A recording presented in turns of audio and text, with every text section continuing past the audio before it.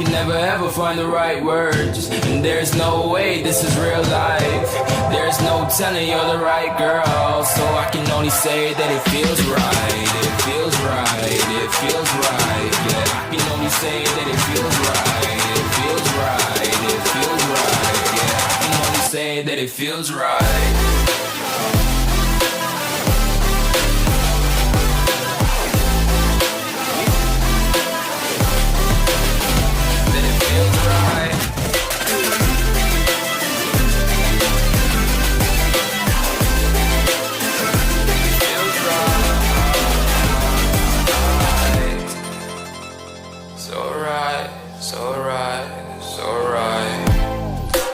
Going with the gut, never had a doubt, felt like this is just a must. Put me in perspective, I'm the deepest in the cut. Everybody tuning in, but this is just for us now.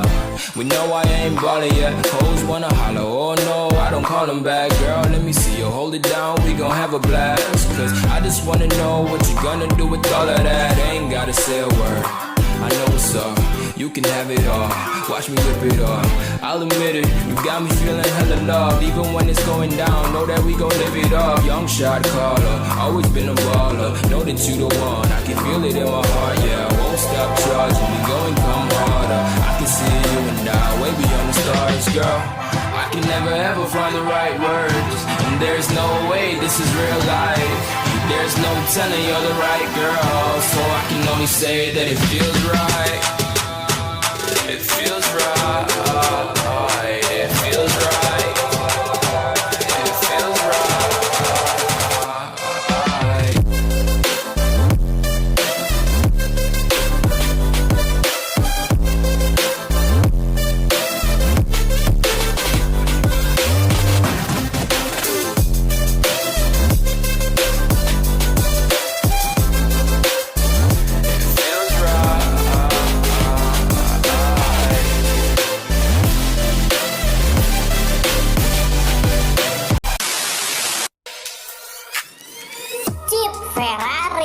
Julukan yang tepat untuk mobil sport yang satu ini, NSX, hadir sebagai pembuktian Honda jika mereka tidak hanya terpaku pada produksi mobil-mobil ekonomis berpenggerak roda depan, tapi juga mampu membuat gebrakan inovasi yang tidak pernah dilakukan pada mobil-mobil sport Jepang di eranya. Sampai-sampai membuat pabrikan-pabrikan Eropa seperti Ferrari, Lamborghini, dan juga Porsche ketar-ketir dengan kehadirannya. Kuy, tonton video ini untuk mengetahui sejarah Honda NSX yang begitu fenomenal.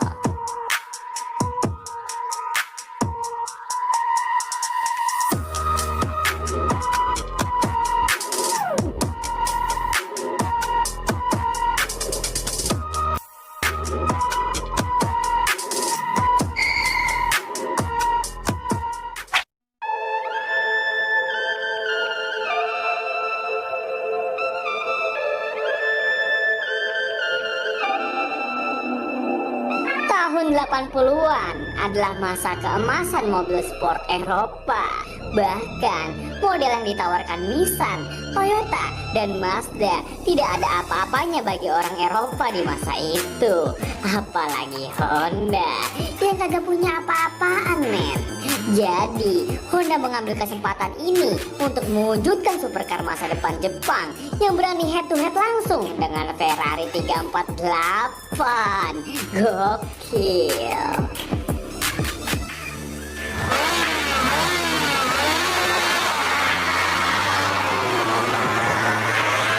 Shigeru Uehara yang diberi mandat sebagai pemimpin dari proyek besar ini langsung mendirikan pabrik khusus di prefektur Tochigi dengan memilih 200 karyawan Honda terbaik dan juga tercerdas yang harus memiliki pengalaman minimal 10 tahun untuk meneliti dan mengembangkan mobil ini nanti, men. Terus, apa yang harus dilakukan Honda untuk mengalahkan Ferrari? Ya, dengan merekrut perusahaan desainer dari Ferrari itu sendiri, men. Genius. Tahun 84, proyek ini dimulai. Studio desain legendaris Pininfarina yang pernah mendesain Ferrari Testarossa, Ferrari 248 TB, dan bahkan Ferrari F40 ditugaskan Honda untuk membuat konsep desain yang mereka namakan HPX atau singkatan dari Honda Pininfarina Experimental. Akhirnya, setelah identifikasi melalui penggunaan diagram konseptual, Honda mulai menemukan kata kunci dalam pengembangan mobil baru mereka. Diagram adalah cara untuk merepresentasikan power to weight ratio di sepanjang sumbu Y dan wheelbase to weight ratio pada sumbu X, yang kesimpulannya menemukan titik NSX. NSX bertujuan untuk memposisikan dirinya keluar dari dunia mobil sport konvensional agar sedekat mungkin dengan mesin F1, men. Anjay. Jadi, diputuskan bahwa NSX harus menggunakan bodi full aluminium untuk meminimalisir berat. PR-nya lagi adalah belum ada pabrikan mobil yang pernah membuat mobil yang bahan utamanya dari aluminium, men. Sampai-sampai para pemasok berpikir skeptis dengan ide gilanya Honda tersebut. Tapi Honda yakin kalau mereka bisa melakukannya. Dan jadilah prototipe pertama Honda NSX yang bodinya full aluminium, men. Gokil. Dan dicekokin mesin V6 2700 cc kepunyaan Honda Legend yang udah ada. Shigeru Uehara tidak puas dengan kinerja mesin tersebut dan mengembangkan mesin yang benar-benar baru dengan kode C30A V6 3000 cc, nggak pakai turbo tapi sudah bisa tembus 270 horsepower, men. Anjay, masih belum puas juga. Demi mewujudkan ambisi Honda memiliki mobil sport yang mendekati mobil F1, Honda pun melibatkan pembalap F1-nya langsung, men, untuk mengembangkan mobil ini. Siapakah dia? Ialah Ayrton Senna.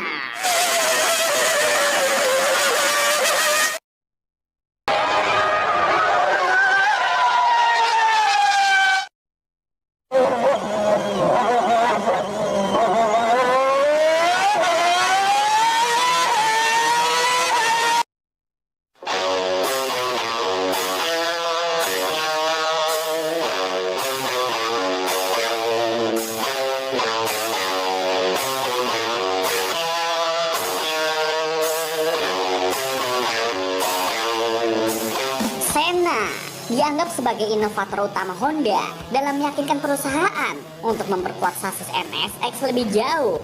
Setelah menguji mobil tersebut di sirkuit Suzuka, Jepang, Senna selanjutnya membantu menyempurnakan penyetelan dan penanganan suspensi yang menghabiskan 1 bulan penuh untuk menguji prototipe NSX tersebut, lalu melaporkan temuannya kepada para insinyur Honda, men. Senna mengatakan prototipe ini agak rapuh, merujuk pada kurangnya kekakuan sasis.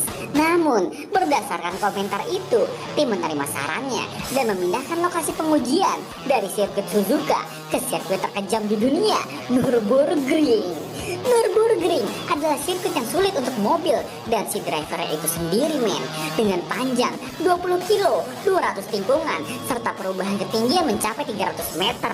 Ini adalah lokasi yang tepat untuk menyiksa calon superkarya Jepang.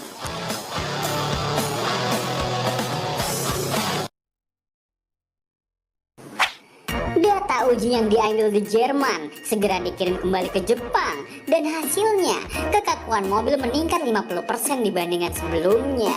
Maka setelah 8 bulan usaha yang panjang, NSX mencapai puncak kinerja yang luar biasa disertai kenyamanan yang dituntut sebagai sebuah mobil sport kelas dunia. Perpaduan sempurna di antara manusia dan mesin.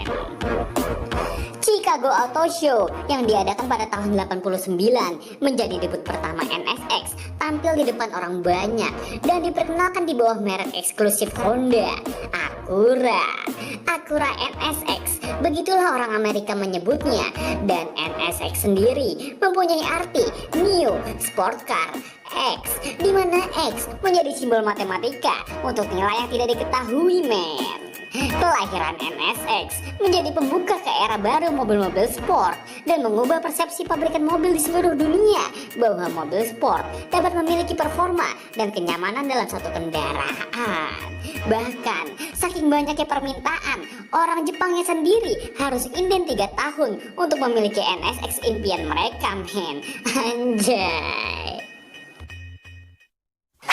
Upaya Honda untuk membuat supercar terbaik tidak berhenti pada di situ doang, men. Di tahun 92 lahirlah NSX-R yang benar-benar dipangkas bobotnya seadanya, peredam, audio, ban serep, sampai AC semuanya dilepas, men. Jok kulit diganti dengan jok Recaro berbahan karbon Kevlar dan menjadikan NSX-R lebih ringan 120 kg dari NSX standar. Gila. Dan tahun 95 Acura memperkenalkan versi NSX Targa yang atapnya bisa dilepas dengan nama NSX-T sebagai pengganti dari NSX NA1 yang udah dipasarkan selama 5 tahun di pasar Amerika. Tahun 97, Honda akhirnya membuat lompatan besar dalam urusan performa. Mesin C30 ditinggalkan dan diganti dengan mesin baru C32 3200 cc yang membuatnya naik menjadi 290 horsepower, men.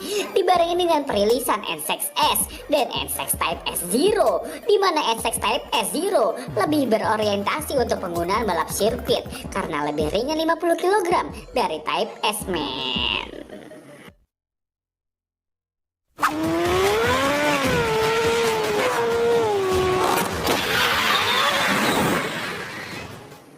Udah lebih dari 12 tahun, modelnya gitu-gitu doang. Baru di tahun 2002, NSX mendapatkan facelift untuk pertama kalinya dengan menghilangkan lampu pop-up, diganti pakai lampu depan xenon HID yang membuat namanya berganti menjadi NSX NA2.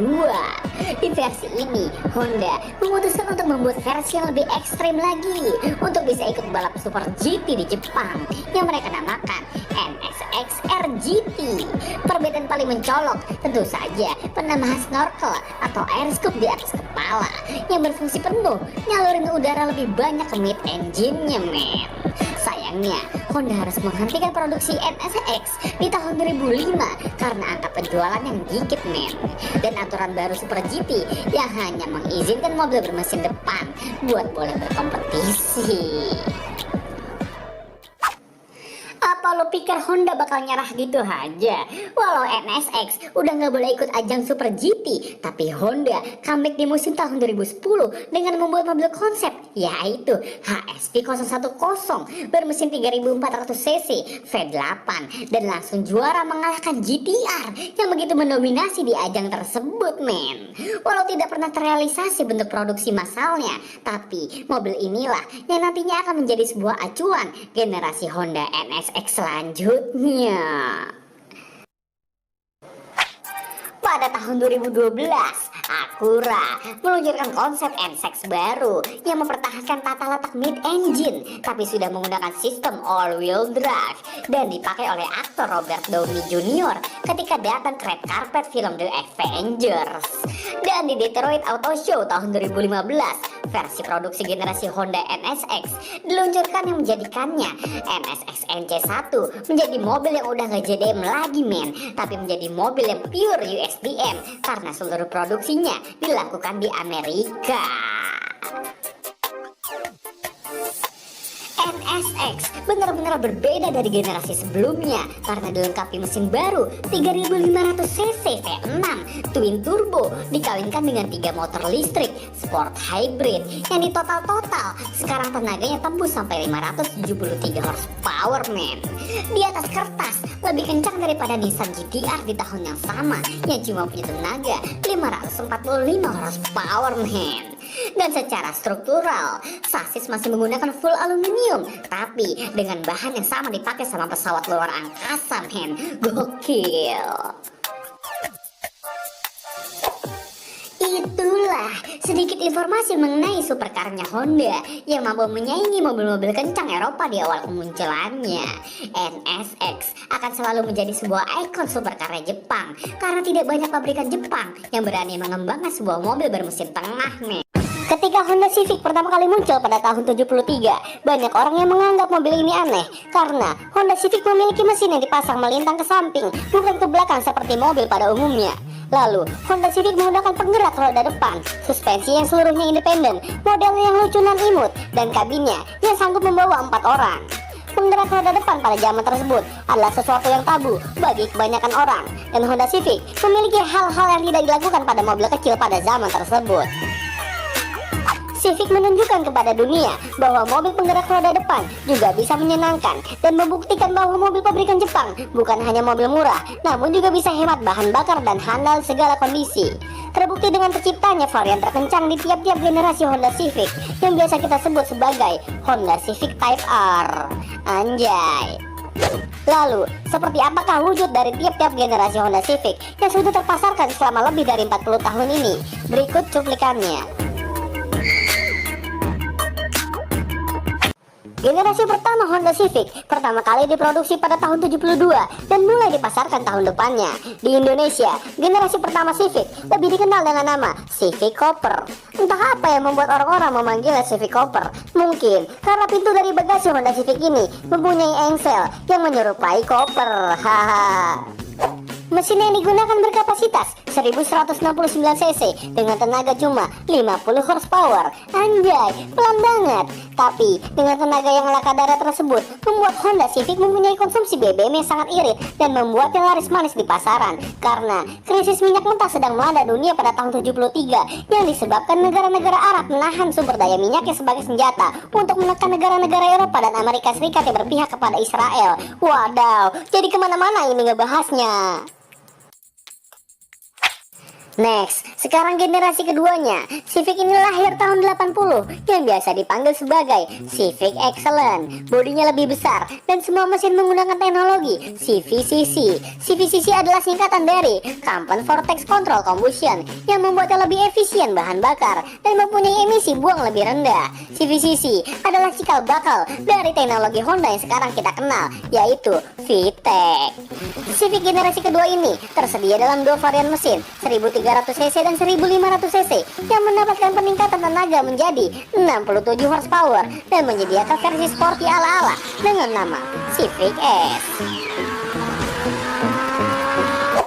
Ke generasi ketiga, diproduksi mulai tahun 84. Civic generasi ketiga ini di Indonesia dikenal dengan nama Civic Wonder. Civic Wonder mulai digunakan oleh para pembalap liar di area Osaka, Jepang. Komunitas ini yang mayoritas anggotanya menggunakan Civic melakukan adu kelincahan di jalan tol Kanjo yang berbentuk lingkaran seperti alur jam. Berbeda dengan tol lainnya di Jepang seperti Wangan Tokyo yang lebih lebar dan lurus, membuat tempat ini lebih difavoritkan bagi para pengemudi mobil turbo yang bertenaga besar. Kanjo ini lebih pendek dan terbagi dengan belokan yang sempit serta perpindahan jalur yang tiba-tiba. Singkatnya, Wangan adalah tentang tenaga, maka lupa tahu Kanjo adalah tentang kelincahan. Cocok sekali dengan sasis Civic yang responsif dan membuatnya menjadi kendaraan paling dihormati di Osaka. Anjay. Sekarang, era Kanjo tidak sejayanya masanya dulu disebabkan peraturan yang makin diperketat. Tetapi, style ala-ala Kanjo Zoku masih banyak digunakan bagi para pengguna Civic Wonder dan Civic setelahnya. Honda Civic generasi keempat lahir pada tahun 88, memiliki desain baru dengan bodi yang lebih besar dan kap mesin yang lebih rendah. Honda Civic generasi keempat ini memiliki nama bekennya, yaitu Civic Nova, dan versi sedannya yang biasa orang kenal dengan nama Civic LX atau Grand Civic. Honda Civic pada generasi ini masih menggunakan mesin berkapasitas 1500 cc dengan tenaga 92 horsepower. Yang membedakan mobil ini dengan generasi sebelumnya adalah penyempurnaan pada power steering, penambahan power window, penggunaan rem cakram di semua roda, dan lain-lain. Civic generasi keempat ini juga punya saudara kembar yang memiliki pantat lebih tinggi, yaitu Honda CRX. Walaupun Honda CRX akhirnya didiscontinue, tetapi tetap dilanjutkan dengan kemunculan Honda CRZ pada tahun 2010 dengan bermesin hybrid. Siapa sangka Civic generasi kelima ini yang memiliki nickname Civic Genio adalah kendaraan terakhir yang mendiang Nika Ardila kendarai. Genio lahir tahun 91 dengan membawa desain membulat dengan bodi yang lebih aerodinamis. Genio sudah mulai menggunakan teknologi VTEC. VTEC adalah singkatan dari Variable Valve Timing and Leaf Electronic Control. Keunggulan teknologi VTEC terletak di kemampuan mesin bersilinder kecil dalam menghasilkan tenaga yang sebanding dengan mesin bersilinder besar. Anjay. Di Indonesia juga tersedia dalam bentuk hatchback yang biasa orang kenal dengan nama Civic Estilo. Gue sebel banget sama Honda karena Estilo adalah model terakhir yang dijual resmi di Indonesia dengan model 2 pintu. Makanya untuk per hari ini harga bekas untuk sebuah mobil keluaran tahun 91 termasuk gelap. Artinya suka-suka yang punya mau jual harga berapa.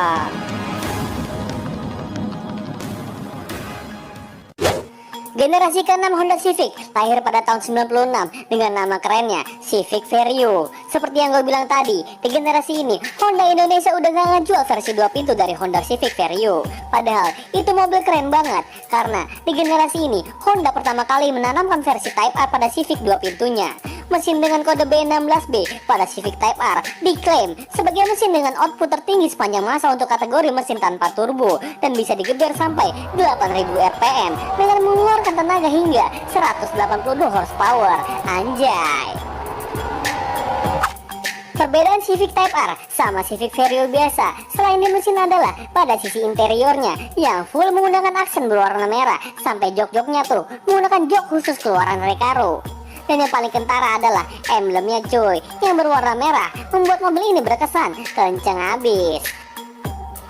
Masuk ke abad 20, pada tahun 2001, generasi ke-7 Civic lahir dengan desain yang benar-benar baru. Di Indonesia, Civic ini udah gak punya nama keren lagi cuy, tetapi lebih sering dipanggil dengan nama kode sasisnya yaitu Civic ES. Mobil ini agak-agak nyeleneh cuy, karena biasanya mesin tersedia dalam 1600cc atau 1800cc. Tetapi Civic ES menggunakan mesin 1700cc, yang setahu gue gak ada mobil lain pakai mesin cc segini cuy. Gue pribadi demen banget sama desain lampu mobil ini cuy untuk keluaran terakhir di tahun 2005 dengan tipe VTES. Headlampnya menyipit ditemani grill melintang yang membuatnya terasa maskulin. Desain-desain gini nih yang bisa dibilang everlasting dan gak ketinggalan zaman walaupun di umur yang udah lebih dari 15 tahun. Untuk pasar Eropa, Civic generasi ke-7 dijual dalam berbentuk hatchback dan untuk versi Type R-nya juga dalam berbentuk hatchback. Gue rasa semua petrolhead dan para fans-fans Civic di tanah air setuju kalau Civic generasi ke-8 ini yang dikenal sebagai Civic FD dinobatkan sebagai Civic dengan desain terkeren yang pernah ada. Lihat aja cuy, speedometernya aja udah sporty abis dengan model bertingkat. Dan di tanah air, model ini udah sering jadi langganan para modifikator untuk melampiaskan kreativitasnya cuy. Di generasi ini juga, untuk pertama dan terakhir kalinya, versi Type R hadir dalam 2 varian berbentuk hatchback dan berbentuk sedan kayak gini. Tetapi tetap, bentuk sedan adalah model yang paling populer di seluruh dunia. Anjay. Lanjut ke generasi ke-9 yang hadir pada tahun 2011. Tidak terlalu banyak perubahan yang dilakukan Honda pada Civic generasi ke-9 ini men. Lihat aja tuh, dibandingkan dengan Civic generasi ke-8, perbedaan paling kentara cuma ada di bagian stop lampnya doang. Dan banyak dari fans-fans Civic di dunia lumayan kecewa dengan sedikit improvement yang dilakukan Honda pada Civic yang punya kode sasis FB ini men. Awalnya, Honda ingin mendesain Civic menjadi lebih besar dikarenakan sedang terjadinya krisis global yang akhirnya Honda mengurungkan niatnya dan mendesain Civic menjadi model yang lebih efisien dalam hal bahan bakar. Dari sisi interiornya tidak terlalu berubah banyak, cuma ditambahin MID di samping speedometernya yang bertingkat itu men.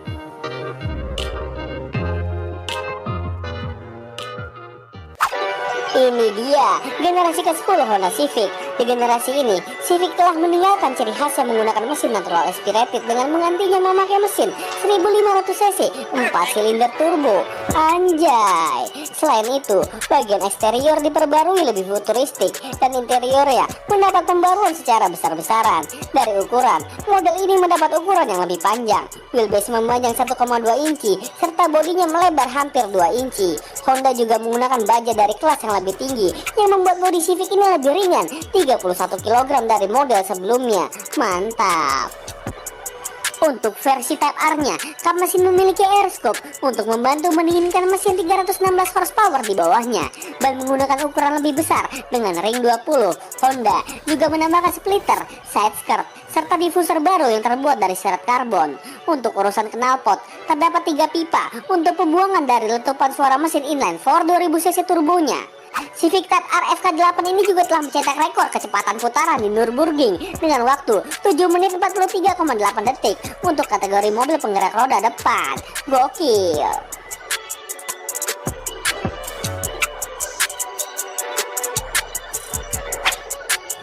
Berbicara mengenai mobil sedan dan hatchback yang satu ini, memang tak ada habisnya. Selera setiap orang selalu berbeda-beda dan tidak bisa dipaksakan. Ada yang menyukai model Civic lawas, ada juga yang menyukai model Civic versi modern. Namun, Civic tetaplah Civic yang bisa membuat orang awam menjadi terkesima saat melihat mobil ini melintas di jalanan. Dari 10 generasi yang sudah disebutkan, mana yang menjadi favorit Anda?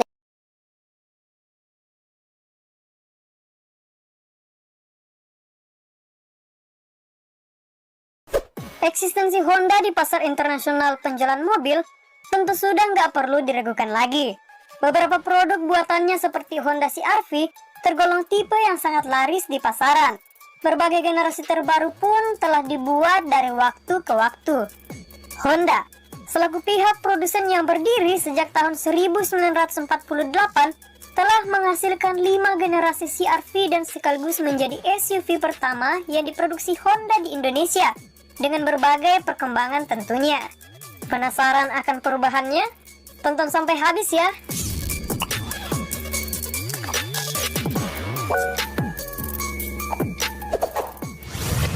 Ayo kita mulai pembahasan dari generasi pertama. Diperkenalkan secara global tahun 1995 di Jepang. Sementara nih, untuk di Indonesia sendiri baru mengaspal di milenium tahun 2000 untuk versi rakitan lokalnya. Dari segi eksterior, penampilan mobil ini begitu sangat kental akan nuansa sporty khas mobil petualang. Dengan bentuk bodi agak kotak dan pintu belakang yang terdapat penyimpanan ban serep yang menggantung. Untuk bagian depan, kaca lampu masih menggunakan bahan mika bening, bentuk grill yang cukup kecil, dan moncong depan yang lebih maju. Sedangkan pada bagian interiornya sendiri, terdapat formasi kursi 5+2 di bagian depan dan tengah, serta kursi kecil tambahan di bagian bagasi cukup luas. Yang unik dari mobil ini sih, terdapat pada sistem transmisi yang diletakkan tepat di belakang setir. Masuk ke dapur pacunya, pihak Honda menyematkan mesin berkapasitas 2000 cc dengan sistem transmisi 5 manual percepatan dan 4 otomatis percepatan. Dari segi harga, mobil ini dibanderol senilai 50 juta sampai 80 juta rupiah untuk kondisi bekasnya saat ini, tergantung kondisi. Sementara untuk durasi produksinya sendiri berakhir di tahun 2002.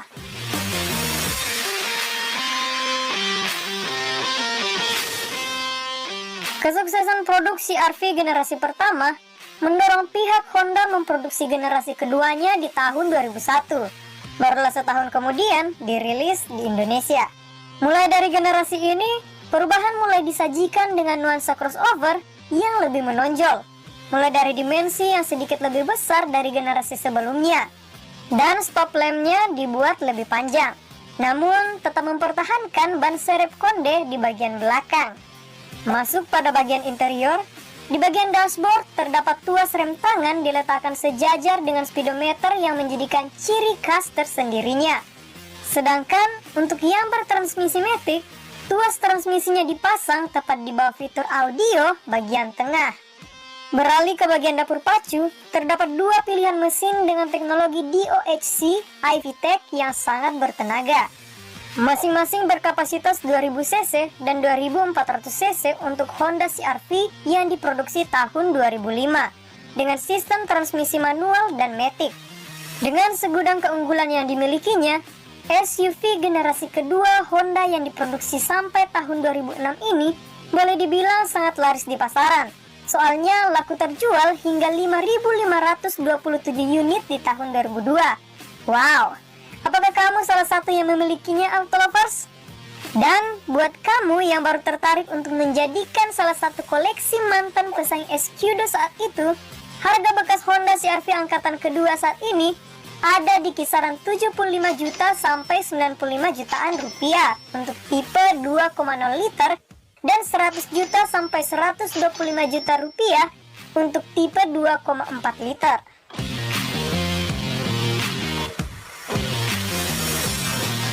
Beralih ke generasi ketiga, perubahan besar-besaran mulai dilakukan oleh pihak Honda.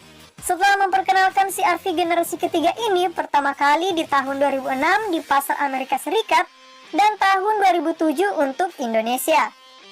Kesan lama tampak tak terlihat lagi setelah tampilan luar mobil ini dibuat lebih modern dengan tingkat aerodinamis yang kian menonjol tanpa menghilangkan kesan SUV-nya. Di bagian spion juga telah terdapat lampu sein. Pencahayaan bagian depan telah proyektor meski masih menggunakan halogen serta lampu fog saat kondisi kabut. Sedangkan bentuk bodi bagian belakang, Honda telah menghilangkan ban serep yang menggantung di bodi mobil, seperti yang ada di dua generasi sebelumnya. Kenyamanan interior pun dibuat lebih baik, dengan model desain mewah dan fitur-fitur multimedia dan audio terbaru. Gak cukup sampai di situ aja, perombakan juga dilakukan pada bagian kursi penumpang yang dibuat lebih nyaman, dengan balutan bahan kulit, dan untuk tipe 2,4 Matic, Honda telah menyematkan jok penumpang dengan sistem pengaturan elektrik dan bentuk transmisi Matic menggunakan model stick. Mesin bandel juga disajikan pada mobil CR-V berjuluk kura-kura ini, dengan dua pilihan, masing-masing berkapasitas 2000 cc dengan 6 percepatan, dan 2400 cc Matic 5 percepatan. Dalam kurun waktu dari tahun 2007 hingga 2012, CR-V generasi ketiga ini sangat laris di pasaran karena laku terjual hingga 60.000 unit. Sementara untuk kisaran harga bekasnya saat ini cukup bervariasi dan tergantung kondisi, mulai dari 98 juta rupiah hingga 165 juta auto lovers. Tapi sebelum kita masuk ke pembahasan selanjutnya, ada baiknya kalau kamu semua klik tombol like, subscribe, dan aktifkan lonceng notifikasi agar gak ketinggalan informasi menarik dari channel Auto Populer. Yuk kita lanjut. Sebagai pengganti generasi ketiga, di tahun 2011, pihak Honda kembali melakukan penyempurnaan. Setelah berhasil merilis generasi keempat Honda CR-V atau lebih dikenal dengan CR-V Bishop, setelah launching pertama kali di tahun 2012 di tanah air. Dari segi desain, tampilannya nggak jauh berbeda dari generasi ketiga. Hanya saja, di bagian depan mobil ini, nampak perubahan yang begitu signifikan pada bagian grill dan bumper depan yang membuatnya sangat elegan dan mewah. Perubahan juga terjadi pada bagian model velg yang dipasangkan. Pada facelift yang dirilis tahun 2015, Honda juga telah menggunakan lampu DRL di bagian lampu depan. Masuk ke dalam kabin, ukurannya sedikit lebih kecil ketimbang saudara sebelumnya. Akan tetapi, perubahan paling menonjol ada pada fitur kenyamanan seperti penggunaan teknologi Nano E pada bagian AC untuk membasmi bakteri. Serta terdapat sunroof seperti pada varian Prestige yang dirilis tahun 2015. Sementara untuk urusan dapur mesin, masih menggunakan tipe serupa seperti yang terdapat pada seri ketiga, namun khusus untuk mesin 2400 cc-nya dibuat lebih bertenaga dari sebelumnya. Untuk harganya sendiri nih auto lovers, dibanderol dalam kondisi bekas mulai dari harga 300 jutaan rupiah.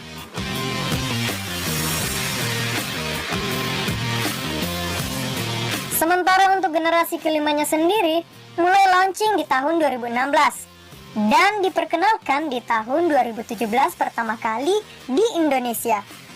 Generasi ini sendiri hadir dengan tampilan yang lebih sporty dengan lekukan body kit yang sangat menonjol di setiap bagian bodi mobil.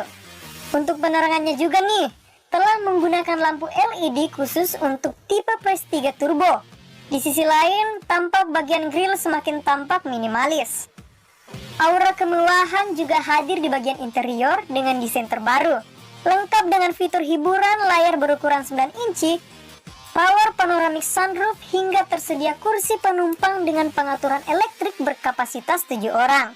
Sementara untuk performa mesinnya sendiri, terdapat dua varian, yaitu mesin berkapasitas 1500 cc turbocharged untuk Prestige dan satunya lagi menggandeng mesin 2000 cc.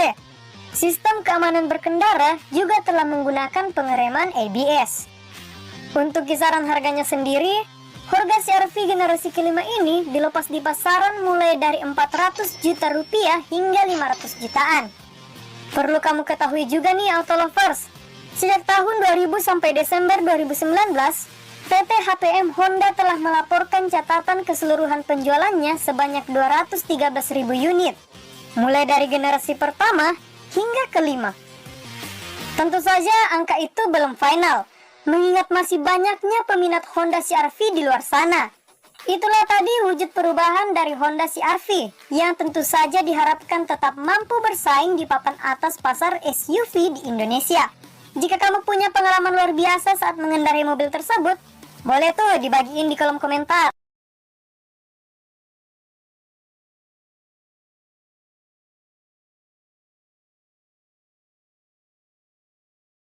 Ketika Honda Civic pertama kali muncul pada tahun 73, banyak orang yang menganggap mobil ini aneh karena Honda Civic memiliki mesin yang dipasang melintang ke samping, bukan ke belakang seperti mobil pada umumnya. Lalu, Honda Civic menggunakan penggerak roda depan, suspensi yang seluruhnya independen, modelnya yang lucu dan imut, dan kabinnya yang sanggup membawa 4 orang. Penggerak roda depan pada zaman tersebut adalah sesuatu yang tabu bagi kebanyakan orang, dan Honda Civic memiliki hal-hal yang tidak dilakukan pada mobil kecil pada zaman tersebut. Civic menunjukkan kepada dunia bahwa mobil penggerak roda depan juga bisa menyenangkan dan membuktikan bahwa mobil pabrikan Jepang bukan hanya mobil murah, namun juga bisa hemat bahan bakar dan handal segala kondisi. Terbukti dengan terciptanya varian terkencang di tiap-tiap generasi Honda Civic yang biasa kita sebut sebagai Honda Civic Type R. Anjay. Lalu, seperti apakah wujud dari tiap-tiap generasi Honda Civic yang sudah terpasarkan selama lebih dari 40 tahun ini? Berikut cuplikannya. Generasi pertama Honda Civic pertama kali diproduksi pada tahun 72 dan mulai dipasarkan tahun depannya. Di Indonesia, generasi pertama Civic lebih dikenal dengan nama Civic Cooper. Entah apa yang membuat orang-orang memanggilnya Civic Cooper. Mungkin karena pintu dari bagasi Honda Civic ini mempunyai engsel yang menyerupai koper. Haha.